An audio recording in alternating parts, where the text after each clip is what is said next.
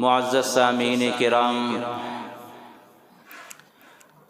اللہ تبارک و تعالی انسانوں کا خالق و مالک ہے۔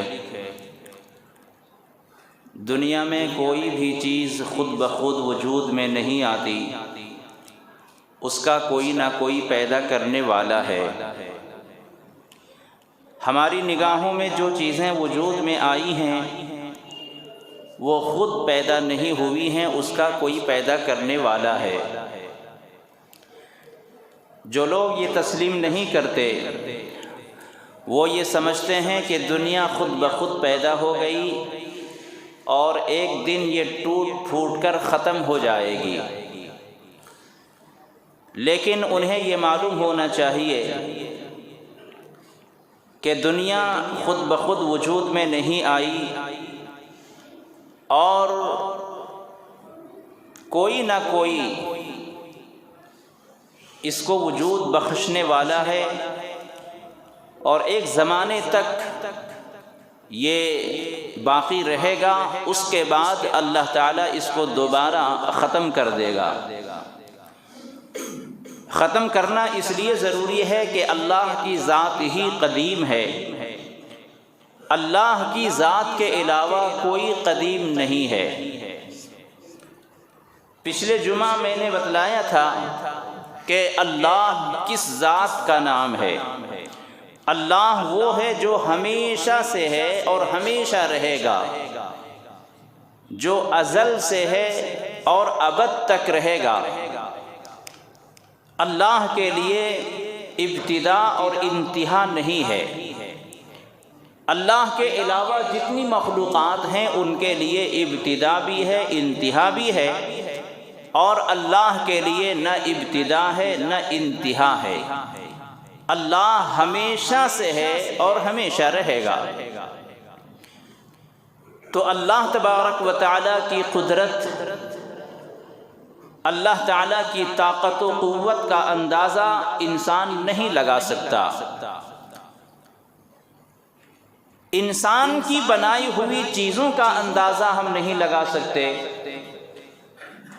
انسان جن چیزوں کی تخلیق کر چکا ہے اور آئندہ کرنے والا ہے اس کا ہم اندازہ نہیں لگا سکتے۔ جو انسان اپنے چھوٹے سے دماغ سے مشینیں تیار کیے ہوئے ہیں، فیکٹریاں تیار ہیں، نئی نئی ایجادات ہیں، سائنسداں حیران کرنے والی چیزوں کو تیار کر رہے ہیں، تو ہر انسان سمجھ نہیں سکتا۔ تو جب انسان کی بنائی ہوئی چیزوں کا ہم ادراک نہیں کر سکتے، سمجھ نہیں سکتے، تو اللہ کی قدرت کو ہم کیسے سمجھ سکتے ہیں؟ اسی لیے یہ کہا گیا کہ تم اللہ کے بارے میں نہ سوچا کرو، تقدیر کے بارے میں نہ سوچا کرو، مخلوق کے بارے میں سوچو۔ جو چیزیں بنائی گئی ہیں مخلوقات میں سے ہیں، اللہ کی مخلوقات میں غور کر لیا کرو، وہ سمجھ سکتے ہو، لیکن اللہ کے بارے میں غور نہ کیا کرو، تقدیر کے بارے میں غور نہ کیا کرو، نہ سوچا کرو، ورنہ گمراہ ہو جاؤ گے۔ سوچنے کے تعلق سے جب اللہ نے منع کر دیا ہے تو سمجھ لیجئے کہ اللہ کی ذات کتنی بڑی ہے کہ ہم اسے سمجھ بھی نہیں سکتے۔ لا تدرکہ الابصار، اللہ کو ہم نہیں سمجھ سکتے، ادراک میں نہیں لا سکتے۔ تو اللہ تعالیٰ کی قدرت بہت بڑی ہے۔ اللہ تعالیٰ اپنی قدرت کے نظارے کبھی کبھی کروا دیتا ہے۔ اللہ تعالیٰ کی قدرت کا مشاہدہ ہم دنیا میں کبھی کبھی کر لیتے ہیں۔ اللہ خالق و مالک ہے۔ انبیاء علیہم السلام نے آ کر یہ باتیں اپنی اپنی امتوں کو بتلائیں، لیکن انسان یہ سمجھتا ہے کہ بس ہم دنیا میں آ گئے اور اب جیسے تیسے ہم زندگی گزار لیں اور ایک دن یہاں سے جانا ہے، مرنا ہے۔ نہیں، اللہ تعالیٰ اس دنیا کو پیدا کرنے والا ہے اور دوبارہ اس دنیا کو ختم کر کے دوبارہ ہمیں پیدا کیا جائے گا، جس کو آخرت کہا جاتا ہے۔ تو آخرت کا آنا، دنیا میں دوبارہ ہمیں پیدا کیا جانا آخرت میں، یہ اسلامی عقیدوں میں سے ہے۔ اور جب تک اس عقیدے کو ہم مضبوط نہیں کر لیتے، مسئلہ پورا نہیں ہوتا، مسئلے کا حل نہیں آتا۔ اللہ تعالی ہم دوبارہ پیدا کیے جائیں گے اور قیامت قائم ہوگی، یہ اسلامی عقیدوں میں سے ہے۔ دوسرے مذاہب میں اور اسلام میں یہی تو فرق ہے۔ دوسرے مذاہب کے اندر دوبارہ پیدا کیے جانے کا تصور نہیں ہے، بس جو کرو گے مل جائے گا۔ لیکن ہمارے اسلام کے اندر یہ عقیدہ دیا گیا ہے کہ قیامت قائم ہوگی، دنیا کا نظام تہس نہس ہوگا، اور پھر دوبارہ اس دنیا کو زمینیں پاٹ کر میدان محشر بنایا جائے گا، اور پھر انسان پیدا ہوں گے، اور جو دنیا میں کیا گیا تھا، ان کے ہاتھوں نے کیا، ان کے پیروں نے کیا، ان کے نقل و حرکت کو جو اللہ تعالیٰ نے محفوظ کر رکھا ہے، کرامن کاتبین کے فرشتوں نے درج کر رکھا ہے، ان کا حساب ہوگا۔ یہ بنیادی عقیدہ ہے، اور جب یہ عقیدہ مضبوط ہوتا ہے تو وہی انسان اللہ کا نیک بندہ بن سکتا ہے، حقیقی میں ایمان والا بن سکتا ہے۔ ایمان لانا، اسلام کو قبول کر لینا، یہ کوئی آسان چیز نہیں ہے۔ جب تک ہم اسلام کے سارے عقیدوں کو نہ مان لیں، اس وقت تک ہمارا ایمان نامکمل رہتا ہے۔ بنیادی طور پر جو باتیں کہی گئی ہیں ان کا استحضار ضروری ہے۔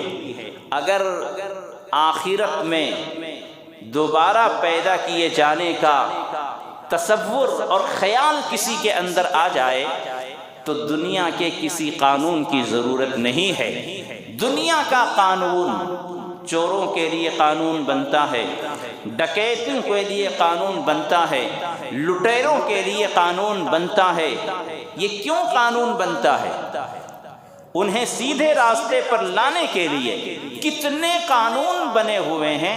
ہر ملک میں الگ الگ قانون ہیں، ہر ملک میں انسانوں کے لیے چلنے پھرنے کے لیے، اٹھنے بیٹھنے کے لیے ایک طرح طرح کے قانون بنے ہوتے ہیں۔ انسان اگر آخرت میں ہر چیز کا سوال کا جواب ہونا ہے، اللہ کے پاس ہمیں کھڑے ہونا ہے، اگر اس کا یقین دل و دماغ میں بیٹھ جائے تو پھر کسی چور کو چوری کرنے سے پہلے کسی قانون کا خیال آئے گا؟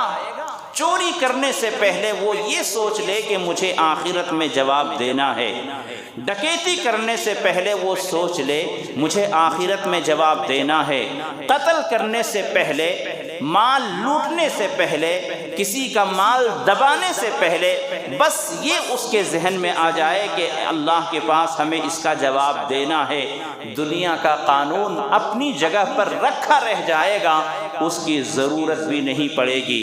لیکن اسلام کے علاوہ جو دوسرے مذہب ہیں ان کے لیے قانون کی ضرورت پڑے گی، ان کے لیے دستور کی ضرورت پڑے گی، کیونکہ ان کے یہاں دوبارہ پیدا کیے جانے کا خیال نہیں ہے، ان کے یہاں آخرت کا استحضار نہیں ہے، عقیدہ نہیں ہے۔ تو ہمارا مذہب اسلام ایسا ہے جو ایک مذہب اسلام کا قانون مان لے، دنیا کے کسی قانون کی ضرورت نہیں ہے، دنیا کے کسی دستور کی ضرورت نہیں ہے۔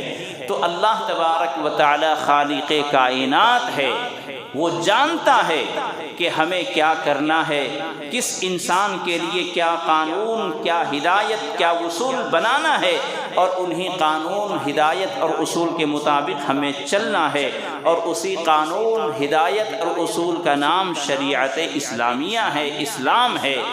تو اللہ تبارک و تعالی اس دنیا کا خالق و مالک ہے۔ اللہ تعالی خوب جانتا ہے آئندہ کیا ہونے والا ہے، اللہ جانتا ہے کس کے ساتھ کیا ہونے والا ہے، اللہ جانتا ہے کس کو کتنی روزی دینا ہے، اللہ جانتا ہے کس کو کیا بیماری آنے والی ہے۔ بس اللہ تبارک و تعالی کی شریعت پر، اسلام پر ہم عمل کر لیں، دستور اور اصول پر عمل کر لے، سنت پر عمل کر لے، اور جتنے دن کی زندگی مقدر ہو اتنی زندگی گزار لیں، اور باقی اللہ تعالیٰ کے ہاتھ میں چھوڑ دیں۔ اللہ تعالیٰ بہت غفور الرحیم ہے، اللہ تعالیٰ کمی کوتاہیوں کو معاف کرنے والا ہے۔ اگر کوئی بندہ اپنے سر تسلیم کو خم کر دیتا ہے، اپنے سر نیاز کو خم کر دیتا ہے، تو اللہ تعالیٰ ہماری مختصر سی عبادتوں کو قبول بھی کر لیتا ہے۔ لیکن اگر کوئی بندہ اکڑ دکھاتا ہے، کوئی بندہ بے نیاز دکھاتا ہے، بے نیازی دکھاتا ہے، اور کوئی بندہ اپنی طاقت و قوت کا مظاہرہ کرتا ہے، تو یقین جانیے اللہ تعالیٰ کو ان چیزوں سے کوئی سروکار نہیں ہے۔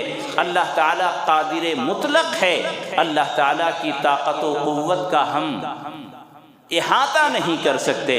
اللہ تعالیٰ ان چیزوں سے بے نیاز ہے۔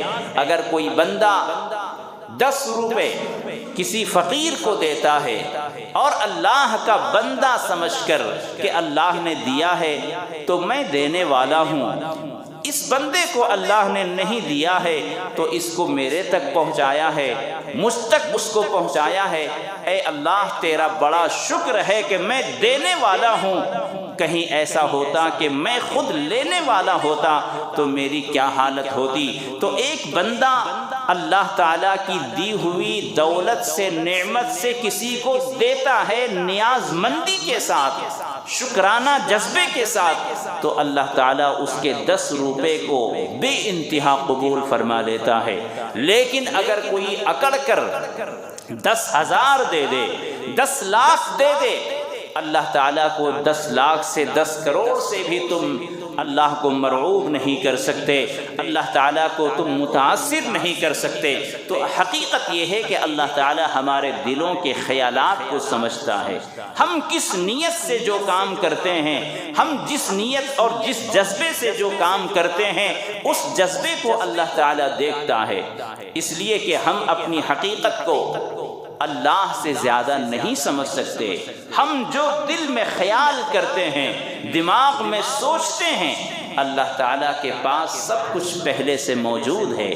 تو اس لیے اپنے آپ کو اللہ کے قانون کے مطابق ڈھال لو۔ دنیا میں کسی دوسرے قانون کی ضرورت نہیں ہے۔ دنیا والے قانون بناتے رہیں، لیکن اگر ہم نے قانون اسلام کو مان لیا تو ان کا قانون دھرا کا دھرا رہ جائے گا۔ ان کے قانون کو ہمیں لینے کی بھی ضرورت نہیں ہے۔ اللہ کا قانون ہمارے لیے سارے قانون سے بہتر ہے، سارے قانون سے ہمیں بے نیاز کر دیتا ہے۔ تو اللہ تعالیٰ نے کون سا ایسا ہے جس کے لیے کوئی اصول نہ بنایا ہو؟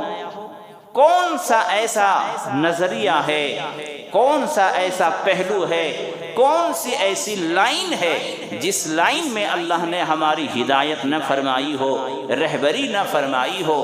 یہ ہماری اور آپ کی سمجھ ہے کہ ہم نے اسلام کو بس روزہ نماز کے اندر ہم نے محدود کر دیا، لمٹ کر دیا۔ ہم یہ سمجھتے ہیں کہ بس اسلام میں اتنا ہی ہے، نماز پڑھ لیں، روزہ رکھ لیں، حج کر لیں، زکوٰۃ ادا کر لیں، بس اسلام اسی کا نام ہے۔ نہیں، تم جو بھی کرتے ہو وہاں اسلام موجود ہے۔ کاروبار کرتے ہو وہاں اسلام موجود ہے، شادی بیاہ کرتے ہو وہاں اسلامی ہدایت موجود ہے، میاں بیوی کی ملاقات ہے وہاں بھی اسلام موجود ہے، بادشاہت کرتے ہو وہاں بھی اسلام موجود ہے، تم دکان چلاتے ہو وہاں بھی اسلام موجود ہے، فقیر کو دیتے ہو وہاں بھی اسلام موجود ہے، وضو کرتے ہو، پیشاب کرتے ہو وہاں بھی اسلامی احکامات موجود ہیں۔ کون سا ایسا کام ہے جہاں اسلام کی رہبری نہیں ہے؟ لیکن افسوس ہے، بدقسمتی ہے کہ ہم نے 2 رکعت نماز پڑھنے کو اسلام کو لمٹ کر دیا، محدود کر دیا کہ بس اسلام اسی کا نام ہے۔ مسجد سے نکلتے ہی ہم آزاد ہو جاتے ہیں۔ آج پوری دنیا میں اسلام پھیل رہا ہے، لیکن افسوس ہے مسلمانوں کو دیکھ کر اسلام نہیں پھیل رہا ہے، اسلامی تعلیمات کو دیکھ کر، قرآن کو پڑھ کر، حدیث پاک کو دیکھ کر وہ اسلام کو قبول کر رہے ہیں۔ اگر یہ کہا جائے کہ تم مسلمان کو دیکھ کر مسلمان ہو جاؤ، کوئی تیار ہونے والا نہیں، کوئی اسلام قبول کرنے والا نہیں ہے۔ جو ہم اپنے بیانوں میں کہتے ہیں، اپنے چرچوں میں کہتے ہیں کہ اسلام ماشاءاللہ بہت پاکیزہ مذہب ہے، بلا شبہ اسلام بہت پاکیزہ مذہب ہے، انکار نہیں ہے، لیکن اگر یہ کہا جائے کہ مسلمان سب سے گندے لوگ ہیں تو اس میں بھی کوئی غلط بات نہیں ہے۔ اسلام کے اندر پاک صاف ہونا، پاکی صفائی، یہ ایمان کا حصہ قرار دیا گیا ہے۔ اسلام میں پاکی صفائی، نماز پڑھنا ہو پاکی صفائی ضروری ہے، تلاوت کرنی ہو پاکی صفائی ضروری ہے، جو بھی کام کرتے ہیں، حج کرنا ہے پاکی صفائی ضروری ہے، احرام کی چادر اوڑھنا ہے پاکی صفائی ضروری ہے، ہر عبادت سے پہلے نماز پڑھنا ہے، جمعہ پڑھنا ہے، جنازے کی نماز پڑھنا ہے، ہر جگہ پاکی صفائی شرط ہے۔ لیکن مسلمانوں، آج ہمارے اندر پاکی صفائی کی یہ جو صفت ہے، گھروں کے اندر پاکی صفائی شرط ہے، اللہ کی طرف سے برکت کو لینا ہو، اللہ کی رحمت کو اتارنا ہو تو اپنے گھر کو پاک صاف رکھو، اپنے جسم کو پاک صاف رکھو، یہ اسلامی تعلیم ہے۔ لیکن ہمارے گھر آج کیسے ہیں؟ ہم اللہ کی رحمتیں لینے کی دعائیں مانگتے ہیں، برکتیں اتارنے کی دعائیں مانگتے ہیں، لیکن گھر کے اندر غلاظت پڑی ہوتی ہے، گھر کے اندر گندگی پڑی ہوتی ہے۔ اللہ کی رحمت کیسے دور ہوگی؟ ایک تو ظاہری گندگی ہے، اس سے بھی اللہ کی رحمت دور ہو جاتی ہے، اور اگر باطنی گندگی ہو، دل کے اندر چھپی ہوئی گندگی ہو تو اللہ کی رحمت ہرگز نہیں آتی۔ دل کی گندگی کیا ہے؟ دل کی گندگی یہ ہے کہ دل میں کفر و شرک چھپا ہوا ہو، اللہ کے خلاف آپ کے دل میں جذبات موجود ہوں، شریعت کے اور قانون کو توڑنے کے خیالات آپ کے اندر موجود ہوں، تو اس طرح سے اللہ تعالیٰ اپنی رحمتوں کو کیسے اتار سکتا ہے؟ تو ہمارے گھروں میں اگر کوئی ایک آدمی ناپاک سوتا ہے، جو جسمانی گندگی ہے وہ، تو جسمانی طور پر بھی اگر کوئی گندا ہے، ناپاک ہے، اللہ کی رحمت نہیں اتر سکتی۔ میرے دوستو، افسوس کا مقام ہے کہ اگر کسی مسلمان سے یہ کہا جائے کہ چلو ظہر کا وقت ہو رہا ہے، عصر کا وقت ہو رہا ہے، چلو نماز پڑھ کر آ جاتے ہیں، تو ایک مسلمان بدنصیب یہ کہتا ہے آپ پڑھ کر آ جائیے، میں پاک نہیں ہوں۔ مسلمان اور ناپاک، میرے دوستو، حضور اکرم صلی اللہ علیہ وسلم نے ایک مرتبہ حضرت بلال حبشی رضی اللہ عنہ سے فرمایا کہ بلال، میں جب جنت میں گیا تو جنت میں تمہارے چلنے کی آواز میں نے سنی، یعنی میرے جانے سے پہلے تمہاری آواز وہاں آ رہی تھی۔ آخر تم کون سا عمل کرتے ہو کہ تم جنت میں ہم سے پہلے داخل ہو گئے؟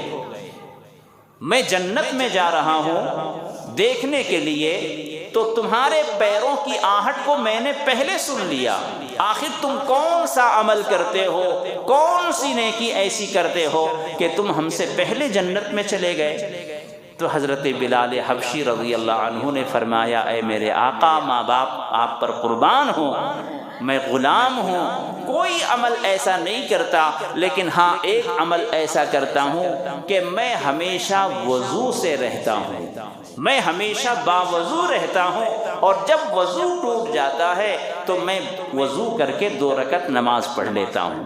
تو باوضو رہنا، وضو کے ساتھ رہنا جنت میں داخل ہونے کا سبب ہے، اللہ کی رحمت کو حاصل کرنے کا سبب ہے۔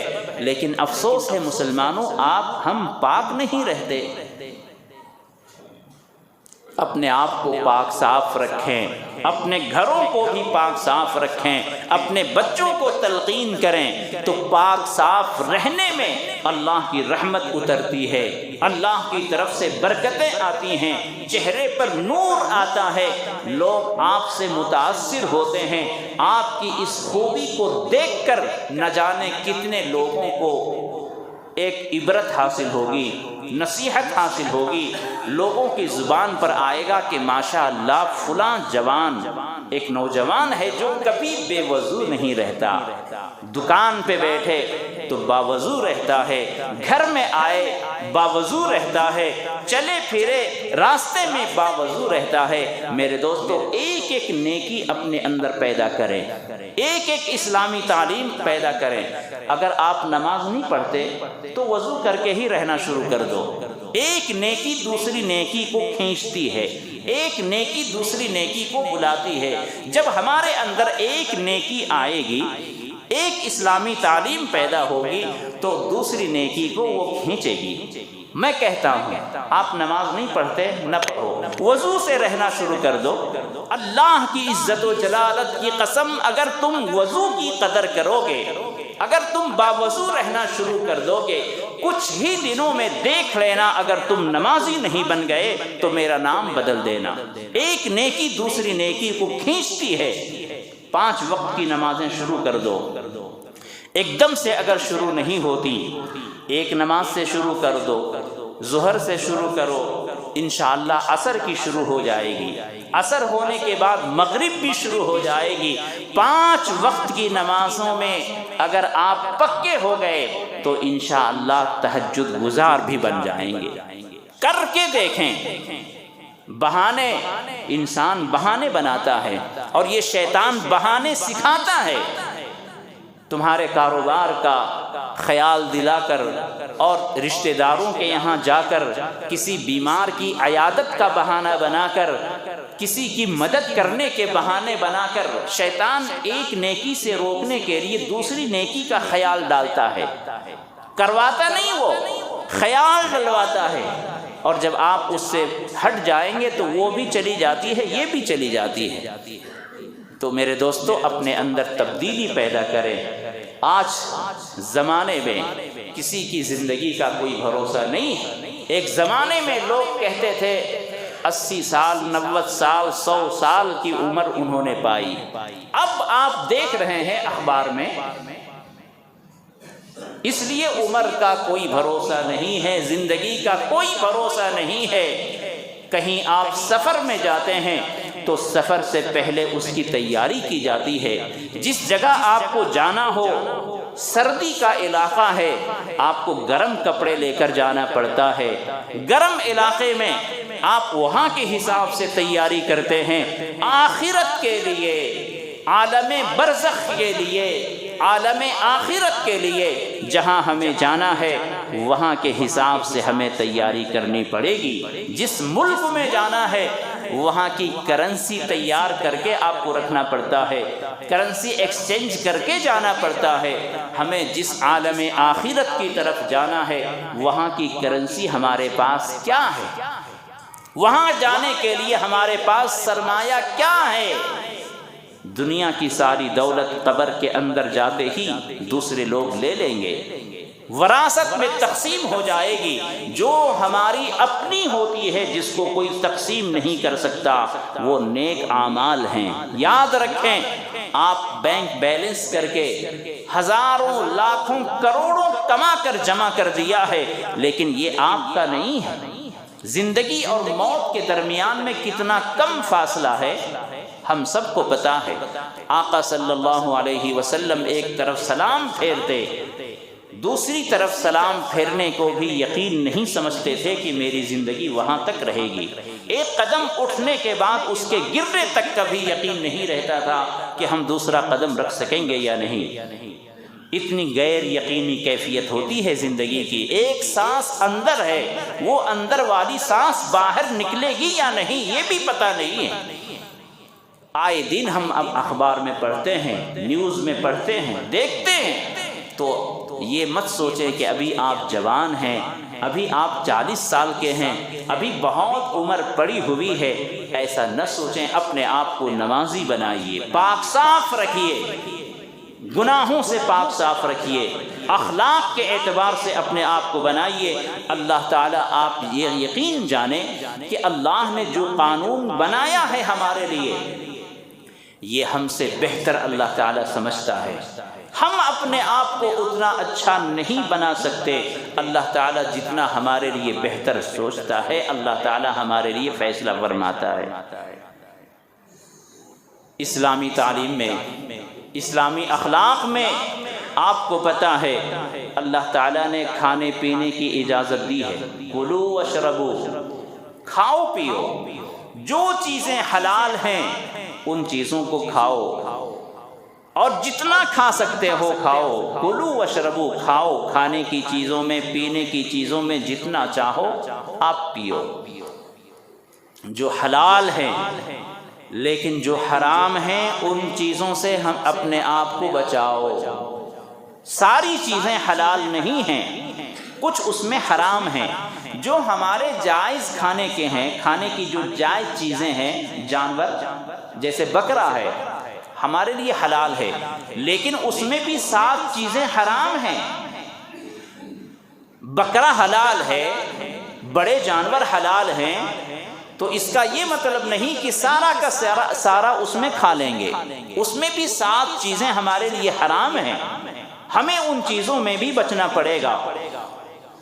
کیا آپ بکرے کے اندر ساری چیزیں نگلتے جائیں گے؟ نہیں، وہاں بھی ہمارے لیے امتحان ہے۔ اللہ تعالیٰ جن چیزوں کو کھانے کا حکم دیتا ہے وہی کھانا ہے، اور جو حرام ہے اس سے رکنا ہے۔ تو اسی طرح سے بہت سی چیزیں حرام ہیں، ان چیزوں سے بچنا ضروری ہے۔ یا ایھا الذین آمنوا انما الخمر والمیسر والانصاب والازلام رجس من عمل الشیطان۔ اللہ تعالیٰ نے فرمایا کہ اے لوگو، اے میرے بندو، شراب تمہارے لیے حرام ہے، شیطانی عمل ہے، نجس ہے، ناپاک ہے، فاجتنبوہ، اس سے رک جاؤ۔ دیکھو، کھانے پینے کی چیزوں میں اللہ تعالیٰ نے نہیں روکا، جو چاہو کھاؤ پیو۔ شراب سے کیوں روکا؟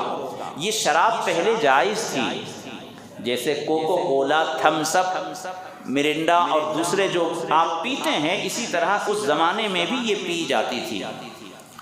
اور شراب کے بارے میں تاریخ میں لکھا ہے کہ عرب کنٹری میں شراب اتنی عام تھی اور اتنی خطرناک شراب پیتے تھے کہ آج کے لوگ کیا وہ شراب پئیں گے، لیکن جب اس کا سائیڈ افیکٹ ہوا تو اللہ تعالیٰ نے منع کر دیا۔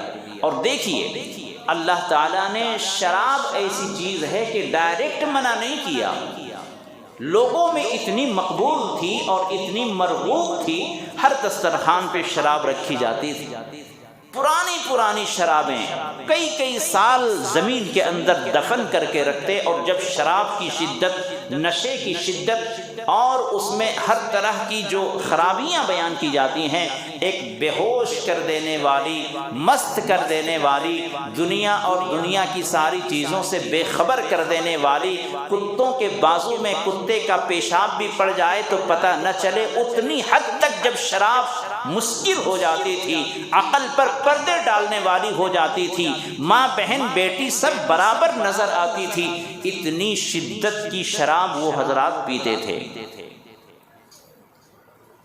تو اللہ تعالیٰ اگر ایک دم سے کہہ دیتے کہ شراب حرام ہے، نہ پیو، تو ہو سکتا تھا کہ لوگ نہ رک سکیں، لوگ نہ چھوڑ سکیں۔ شراب 3 اور 4 مرتبے میں اسٹیپ بائی اسٹیپ اس طرح سے حرام ہوئی ہے۔ اللہ تعالیٰ نے پہلے فرمایا کہ اے لوگو، شراب نہ پیا کرو، شراب یہ اچھے لوگوں کا کام نہیں ہے، شراب یہ بہترین چیز نہیں ہے، لیکن اس میں اتنی سختی نہیں تھی۔ پھر یہ کہا گیا کہ شراب میں نفع کم، نقصان زیادہ ہے، یہاں بھی حرام نہیں کیا گیا۔ پھر اس طرح سے ایک دوسرا حکم دیا گیا، اس میں بھی شراب کو منع نہیں کیا گیا۔ ایک مرتبہ حضرت عمر فاروق رضی اللہ عنہ، اچھا یہ شراب ایسی تھی، اس کے اندر جو خرابی ہے اس زمانے میں لوگوں کو معلوم ہو چکی تھی، اسی لیے بہت سارے صحابہ جائز ہونے کے باوجود بھی نہیں پیتے تھے۔ جیسے حضرت ابو بکر صدیق رضی اللہ عنہ، شراب جائز تھی، حرام نہیں ہوئی تھی، اس کے باوجود انہوں نے کبھی شراب نہیں پی۔ حضرت ابو بکر صدیق، حضرت عثمان غنی، حضرت علی، حضرت جعفر طیار رضی اللہ عنہ، ان حضرات نے کبھی شراب نہیں پی، باوجود کہ حلال تھی، جائز تھی، لیکن نہیں پی۔ دیکھی اس کی خرابی۔ ایک مرتبہ حضور صلی اللہ علیہ وسلم کے زمانے میں شراب جائز تھی، منع نہیں کیا گیا تھا، اور سختی کے ساتھ منع نہ کرنے سے پہلے لوگ پیتے تھے، تو بہت سارے صحابہ نماز پڑھنے کی حالت میں بھی پی لیتے تھے، لیکن نماز پڑھنے کی حالت میں روکا گیا۔ یا ایھا الذین آمنوا لا تقربوا الصلاۃ وانتم سکارا، قربان جائیے، اللہ تعالیٰ نے شراب پینے کی حرمت کو دھیرے دھیرے منع کیا۔ یہ کہا گیا کہ شراب بہترین چیز نہیں ہے، شراب میں نفع کم نقصان زیادہ ہے۔ تیسری بار میں کہا کہ شراب پی کر نماز نہ پڑھا کرو۔ چوتھی مرتبہ میں فرمایا فَاجْتَنِبُوهُ، شراب نجس ہے، ناپاک ہے، شیطانی عمل ہے، لہذا اب شراب نہ پیو۔ 3 مرتبے کے بعد چوتھی مرتبہ میں شراب کو منع کیا گیا۔ تو اللہ نے جب یہ فرمایا کہ شراب پینے کی حالت میں، نشے کی حالت میں نماز نہ پڑھا کرو، تو اس کا واقعہ یہ ہوا کہ صحابہ کرام کسی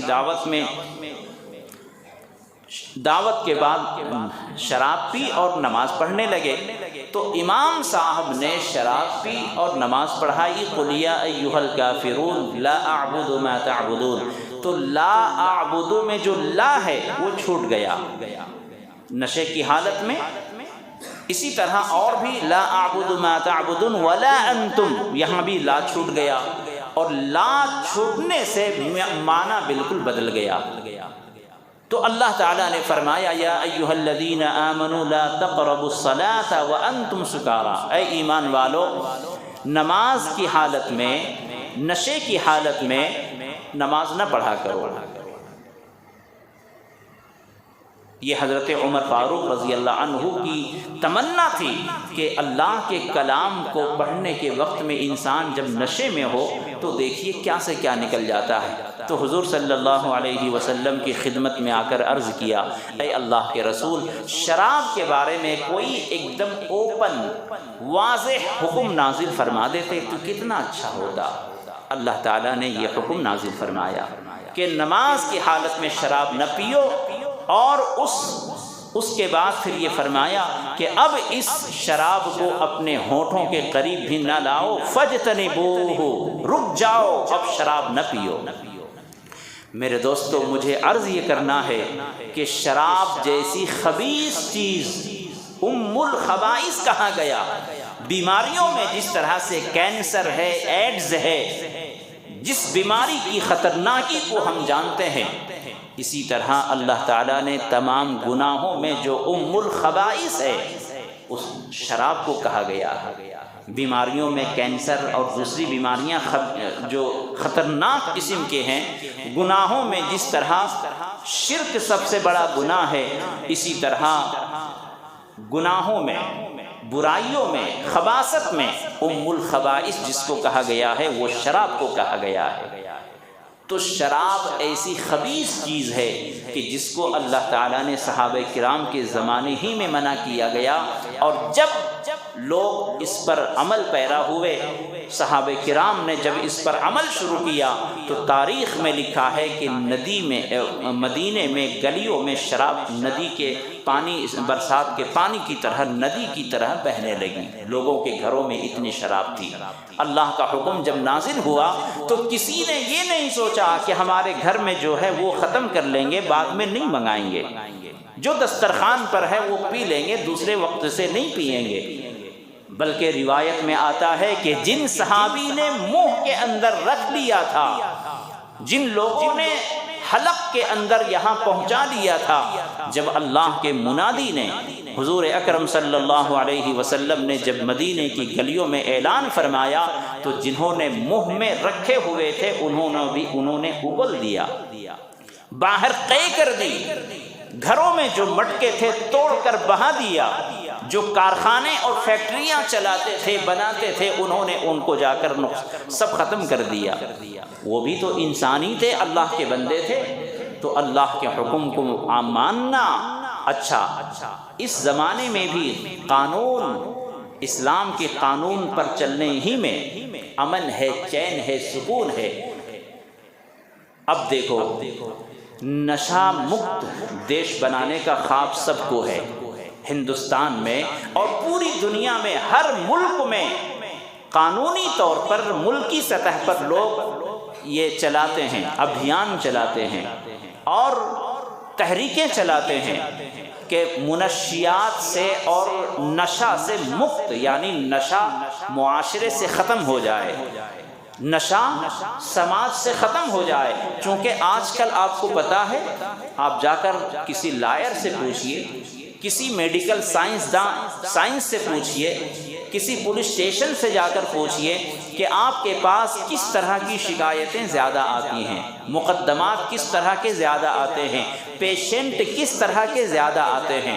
تینوں محکمے سے، پولیس اسٹیشن سے آپ جا کر معلوم کریں، عدالت سے جا کر معلوم کریں، میڈیکل سائنس سے جا کر معلوم کریں کہ کس طرح کے معاملے آپ کے پاس زیادہ آتے ہیں۔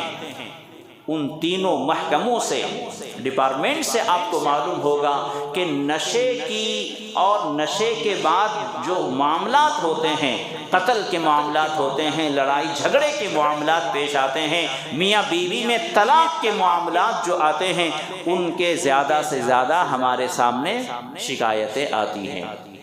میاں بیوی میں طلاق، بھائی بھائی میں قتل اور لڑائی جھگڑے، یہ سب کے سب تمام کے تمام واقعات نشے کی وجہ سے ہو رہے ہیں۔ کم کھانے کی وجہ سے لڑائی جھگڑا نہیں ہو رہا ہے، پینے کھانے سے، نشے کی چیزوں کو لینے سے انسان اپنی زندگی کو کھیل سمجھنے لگا ہے، اپنی زندگی سے بیزار جیسے ہونے لگا ہے۔ میرے دوستو، آپ کو پتہ ہے کہ مسلم سماج میں آج ہمارے یہاں سب سے بڑا المیہ کیا ہے؟ نوجوانوں کا نشے کی لت لگ جانا، نوجوانوں میں نشے کی بیماری کا پیدا ہو جانا۔ چھوٹے چھوٹے بچے سگریٹ پی رہے ہیں، چھوٹے چھوٹے بچے نشے کے عادی ہو رہے ہیں، کچھ سونگھ کر اپنے آپ کو نشہ، کچھ پی کر اپنے آپ کو مدہوش، اور اس طرح سے ماحول میں اس قدر پراگندگی ہے، اس قدر بے چینی ہے۔ خود باپ اپنی اولاد کے بارے میں سوچ سوچ کر بیمار پڑ جا رہے ہیں کہ میرے بیٹے کو کیا ہو گیا۔ جس عمر میں اس نوجوان لڑکے کی طاقت اور قوت اور صحت بہت اچھی ہونی چاہیے، نوجوان ہوتے ہوئے ایک دم مرا ہوا معلوم ہو رہا ہے، ہڈیاں نکل رہی ہیں۔ یہ آپ کو پتہ ہے نا کہ اللہ تعالیٰ ہر مومن کو پسند فرماتا ہے، لیکن حدیث پاک میں ہے کہ صحت مند اور طاقتور مومن کو اللہ تعالیٰ کمزور بندے سے، کمزور مومن بندے سے زیادہ پسند کرتا ہے۔ ایک جگہ کمزور مومن بندہ ہے اور ایک جگہ طاقتور مومن بندے ہیں۔ اللہ تعالیٰ طاقتور مومن بندے کو زیادہ پسند کرتا ہے۔ جب تم قربانی کے لیے کمزور جانور کو پسند نہیں کرتے، اللہ تعالیٰ بھی کمزور مومن بندے کو پسند نہیں کرتا، طاقتور نیک بندے کو پسند کرتا ہے۔ طاقت پیدا کرو، اپنے اندر قوت پیدا کرو، خود اپنی ذات کے لیے مفید بنو، اپنی آل اولاد کے لیے مفید بنو۔ کمزور بندہ کیا کر سکتا ہے؟ اور ہماری اسلامی تعلیم میں جیسا کہ میں نے عرض کیا کہ نشے کی جو بھی چیز ہوگی وہ حرام ہے، صرف شراب حرام نہیں ہے، نشہ دلانے والی جو بھی چیز ہوگی۔ ہاں، ڈاکٹروں کو یہ اجازت ہے کہ آدمی کو تھوڑی دیر کے لیے بے ہوش کر دے، آپریشن کا موقع ہے یا جو بھی معاملہ ہوتا ہے، جسم کے حصے کو کاٹنے کا موقع ہے، تو وہ بے ہوش کر سکتا ہے تھوڑی دیر کے لیے، لیکن اب پتہ چلا ہے کہ وہ بھی بے ہوش نہیں کرتے، سن کر دیتے ہیں، وہ ان کا معاملہ ہے۔ لیکن ایک نوجوان جو اسلام کے گھرانے میں پیدا ہوا، اسلامی تعلیمات کا وہ طالب علم ہے، قرآن حدیث جس کے گھر میں موجود ہے، جو نماز پڑھتا ہے، جن کا نام مسلمان ہے، جن کے ماں باپ مسلمان ہیں، جن کو اللہ تعالیٰ نے حرام قرار دیا ہے، برے جانور کا گوشت اور شراب پینے میں کوئی فرق نہیں ہے، آج کا مسلم نوجوان ان چیزوں کو اپنے ہونٹ سے لگاتا ہے، اس کی عادت پڑتی جا رہی ہے۔ اور یہ حکومت کی طرف سے، جس کی طرف سے بھی ہو، شروع میں ڈھیل دی جاتی ہے۔ جب آپ اس کے عادی ہو جاتے ہیں، اس کے بعد پھر کیا چاہیے، پیسے بھی ان کو ملتے ہیں، اور پھر جو جرائم ہوتے ہیں، جو کرائم ہوتے ہیں، ایسے نوجوانوں سے جن کو نشے کی لت لگ جاتی ہے، انہی نوجوانوں سے وہ کام لیا جاتا ہے۔ تو خیر، یہ بہت اہم چیز ہے کہ چھوٹے چھوٹے بچے ہمارے نشے کے عادی ہو رہے ہیں، سلوشن سونگھ کر، دوا کھا کر اور افیون وغیرہ کھا کر، یہ چیزوں سے انسان کی لائف خراب ہو رہی ہے۔ سلو پوائزن جس کو کہا گیا ہے، یہ ماں باپ کی بھی ذمہ داری ہے کہ آپ کا بچہ شام کتنے بجے، رات کتنے بجے وہ اپنے گھر میں آ رہا ہے، کس کے ساتھ اٹھتا بیٹھتا ہے، کس کے ساتھ وہ کھاتا پیتا ہے، گھومتا پھرتا ہے، یہ آپ کی ذمہ داری ہے۔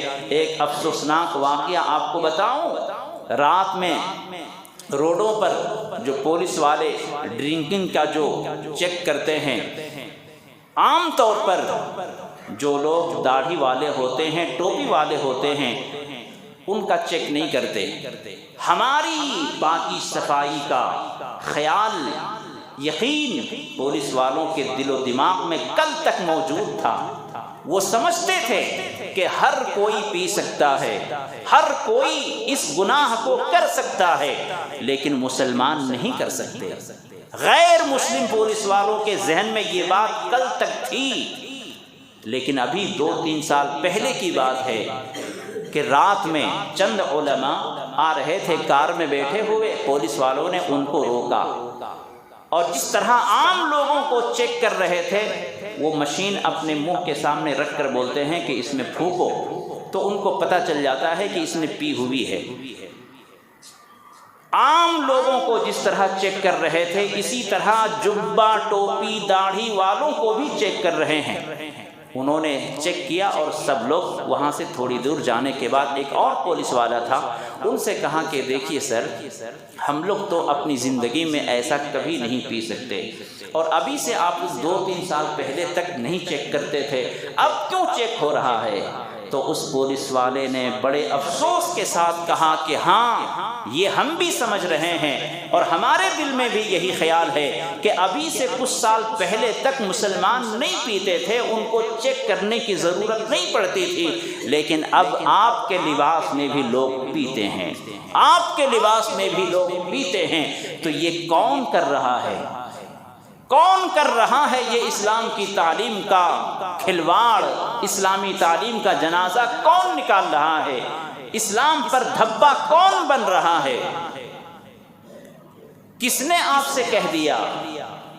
کیا خدا وہاں نہیں ہے؟ رسول وہاں نہیں ہے؟ جس چیز کو اللہ نے حرام کیا ہے، جس چیز کو رسول اللہ نے حرام قرار دیا ہے، ان چیزوں کو تم لگاؤ گے، اور تم مومن اور ایمان کی موت چاہتے ہو، خاتمہ بالخیر چاہتے ہو۔ حدیث پاک میں ہے، جب شراب کوئی پیتا ہے تو جتنی دیر تک وہ پیتا رہتا ہے، نشے میں ہوتا ہے، وہ مومن نہیں ہوتا، ایمان سینے سے نکل جاتا ہے۔ تو اس لیے میرے دوستو، نشہ مکت سماج بنائیے۔ اسی سلسلے میں کل سنگم سرکل میں ایک اہم عظیم الشان پروگرام ہے، نشے میں کیا چیز ہے، کیا خرابی ہے، آپ کی ہیلتھ کیسی ہو جاتی ہے، آپ کے دل و دماغ میں کس طرح کے نقصان ہوتے ہیں جو آپ محسوس نہیں کر سکتے، ان ساری چیزوں کی تفصیلات انشاءاللہ آپ کے سامنے کل بروز ہفتہ سنگم سرکل میں ایک پروگرام ہے، اس میں آپ شرکت کریں۔ اللہ تعالی ہمیں اس خبیث چیز سے ہماری اور ہماری نسلوں کی حفاظت فرمائے۔ وآخر دعوانا ان الحمد للہ رب العالمین۔